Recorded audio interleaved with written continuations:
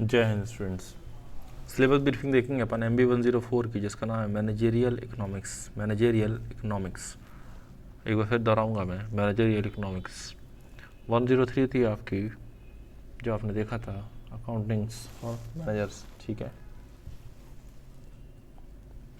उसका एक ऑब्जेक्टिव देख लेते हैं। कोर्स ऑब्जेक्टिव क्या है इसका?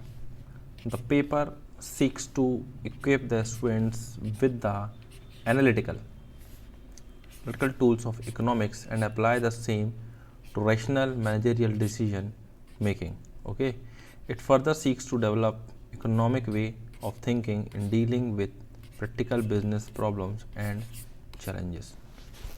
ठीक है बच्चों, नेक्स्ट अपन देख लेते हैं यूनिट 1 में क्या है आपका इंट्रोडक्शन ऑफ मैनेजेरियल इकोनॉमिक।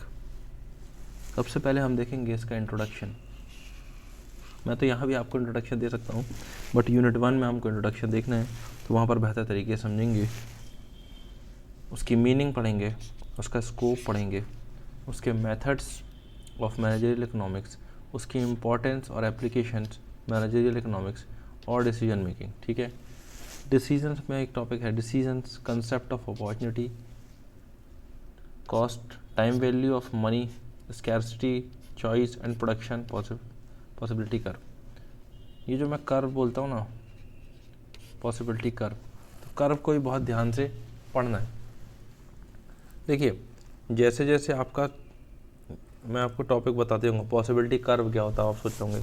ठीक है, पॉसिबिलिटी कर्व इकोनॉमिक्स में, मैंने क्या बोला, पॉसिबिलिटी कर्व्स इकोनॉमिक्स में एक बहुत ही अहम रोल बनाता है, जिसको बोलते हैं संभावना वक्र। संभावना वक्र क्या है?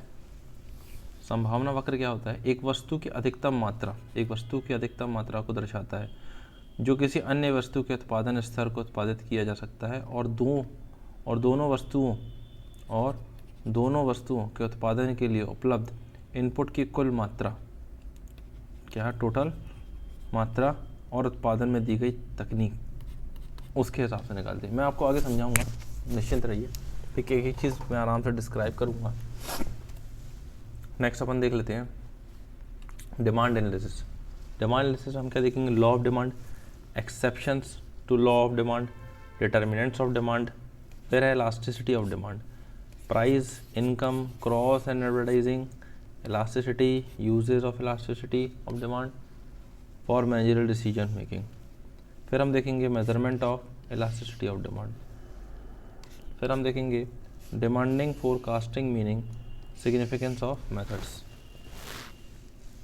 थर्ड वन है आपका सप्लाई एनालिसिस। सप्लाई एनालिसिस में आपका law of supply, supply elasticity analysis and it's uses for managerial decision making. ठीक है, फिर हम देखेंगे production concepts and analysis, production function, single variable, law of variable, proportion two variable, law of returns of scale. ठीक है, फिर है concept and analysis, short run and long run cost and it's managerial use. Unit 4 में हम देखेंगे market equilibrium and average revenue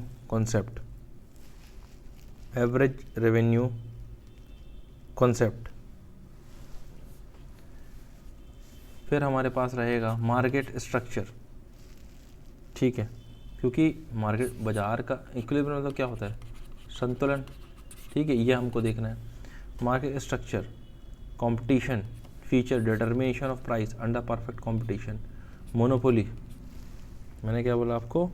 monopoly, feature,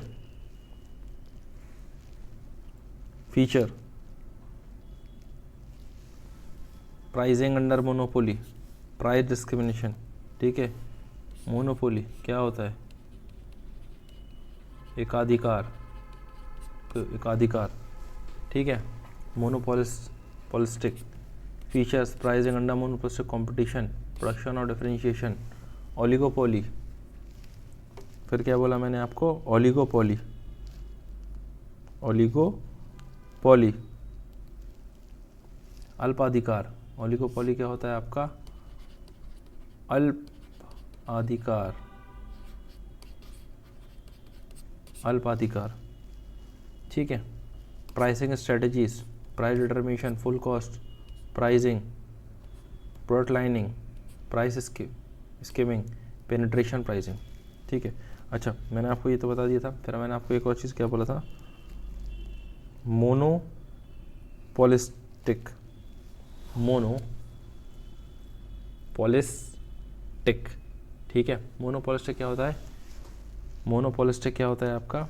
इजारेदार, ठीक है। Monopolistic क्या होता है आपका? इजारेदार। ये सारी चीज़ हो गई। अब यूनिट 5 में अपन देख लेते हैं, लास्ट क्या रहेगा आपका? राष्ट्रीय इनकम, नेशनल इनकम, उसके concept, methods of its measurement, employment, index number, inflation, deflation, types and causes, business cycle, profit, concept and major theories on profits, dynamic surplus theories, risk uncertainty, bearing theory, innovation theory and theory of rent, fiscal and monetary policy. ये सब क्या है आपका? Unit 5 में है, ठीक है बच्चों। तो ये था एक सिलेबस ब्रीफिंग। मिलता हूँ आपको नेक्स्ट क्लास में, ठीक है। जय हिंद।